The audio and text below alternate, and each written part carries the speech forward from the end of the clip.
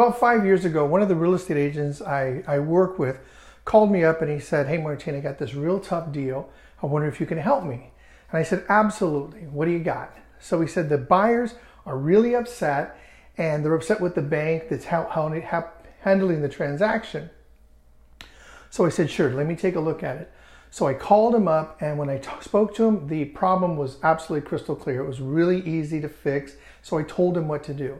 What they told me is if I don't help them, they're not going to move forward with the transaction. They were sick of the bank and they wanted nothing to do with the bank. They didn't trust them. I said, "No problem." So what we did is we got them into, I took their loan and we moved forward. Now we had 24 days to close the transaction. I closed it in 19 days. I gave them a lower interest rate and I saved them on closing costs. So if you think about it, it was a great situation.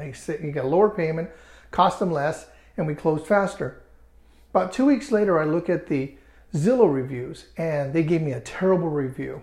I was so upset, I called the real estate agent and said, "Hey, did you see what they wrote on the reviews?" He said, "Yeah, they wrote a terrible review about me too." It's like, "I saw that, that's terrible." And then I was so upset, so I get off the phone and I go back to work, and that afternoon I'm talking to my coach on the phone and I'm explaining to my coach what happened, and he asked me, "Have I ever heard of the 10-80-10 rule?" I said, "No, I haven't." He said, "The 10-80-10 rule looks like this. About 10% of the people out there are going to love you. They are going to love you. Doesn't matter what you do. You can burn their hamburgers, you can shoot their dog, you can crash their car. It doesn't matter what you do. They're going to love you." Then on the other side, you have another 10% people that they just don't like you. And there's nothing you can do to change their mind. They just are haters. They just do not like you. It could be the way you dress. It could be the way you walk. It could be the way you talk. There's just some reason that they don't like you. And there's this other area, this 80%, and this area, those people will take you or leave you. So those are the people that might do business with you one day. They will go do business with somebody else, but for some reason, they're not really loyal to you. They don't have a particular affinity to you. They're not upset with you or anything. Their thing is they just don't necessarily, not in love with you, like this 10%. So if you look at statistics, sales statistics, what you're going to find is that you're going to find that this about 10% of the people out there, they're always going to do business with you. So if you look at your database, if you look at all the phone calls you make, all that stuff, and what you're going to see is that 10% of the people that are out there are going to do business with you, and that's because they just love you to death. And the reason this works out this way is something we call the winning formula. It's called a winning formula. So what is the winning formula? Well, the winning formula is the way that we are as human beings. It's kind of our persona. It's the aura that we give. It's kind of our personality. And through the years, what we do is we develop our personality. We learn what works and what doesn't work, and then we put it into action so that we can win, because we want to win, right? So we have this formula and it has us win. Well, what happens is when you look at the numbers statistically, you have about 10% of the people that are going to connect with your winning formula. Now, 10% will connect with somebody else's winning formula, but they won't necessarily connect with your 10%. So what we want to do, the curiosity theory, and what I saw that day is I said, this other 80% that could take me or leave me, I want to tap into that 80%. And I wondered, what could I do to tap into that 80%? So I started looking and I tried to figure it out. And I came up with something called the circle of knowledge. Let's go with, I'm going to write it right here, the circle of knowledge. That's this little area right here. So now, out of everything that could be known in the universe, anything that could be known out of everything in the universe, about how much of that do you think we actually know? Well, that is this area right here. Let's say that's this area. And this is stuff that we know. So we know things like, for instance, I know today is Saturday. Today is Saturday. We're doing this workshop on Saturday. Now that's something I know. Now there's this thing called brain surgery. And I know that I don't know what brain surgery is. So that's, I don't know what brain surgery is, right? And now what most people do in life and how they survive and how they get through life is they spend their time trying to take what's in this area right here, things that they don't know, and they try to put it in this area of things that they know. So what I thought would be a great thing to do is I'd say, let me So I was trying to figure this out. Let me try to learn more stuff.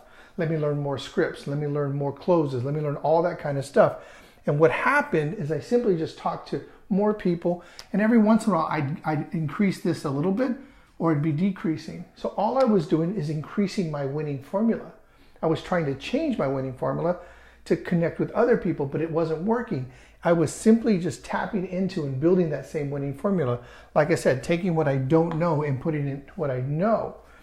So that's the tough part. So there's this whole other area that I discovered when I was tapping into and trying to figure this whole thing out. It's this other area right here. This is where all the miracles happen. This is where all the good stuff happens. And this is an area called we don't know that we don't know.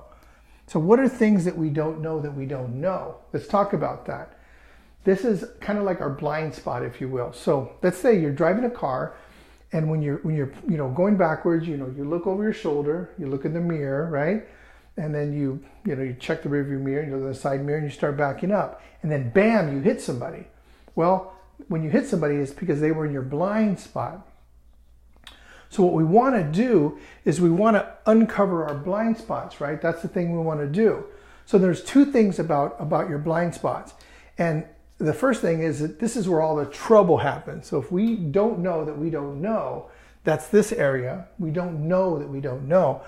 This is where all the trouble happens, right? But it's also where all the good stuff happens, like innovation, like creativity, like inventions. All that happens in this area right here. So what we want to do in the curiosity theory is we want to tap into this area. And I found out that once I started tapping into this area that I don't know, I started to tap into this area of 80%. And I even started to tap into this 10%. Because what I started to do is I started to interact with people differently. I started to interact with my customers differently. I started to interact with my family differently. And what happened was everything transformed. My whole life transformed. So what we're going to do in the curiosity theory is we're going to get you access to this area over here, this area of you don't know that you don't know, this blind spot area. And the reason we're going to do that is because we're going to learn to use creativity, because this is where creativity comes from. Like, I was a jazz musician.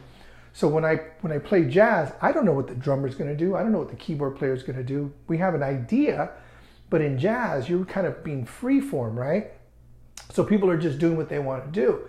So you've got to be able to be creative and spontaneous in the moment. Now, what I found is that this winning formula is not very flexible. It's not very flexible because the winning formula things have to go like in the system. This other area requires us to be flexible, requires us to be nimble, requires us to be creative and innovative. And if you think about it, this is the area where all breakthroughs happen, in this area as well. So what we want to do in the curiosity theory is we want to tap into these other areas, and that's what we're going to do.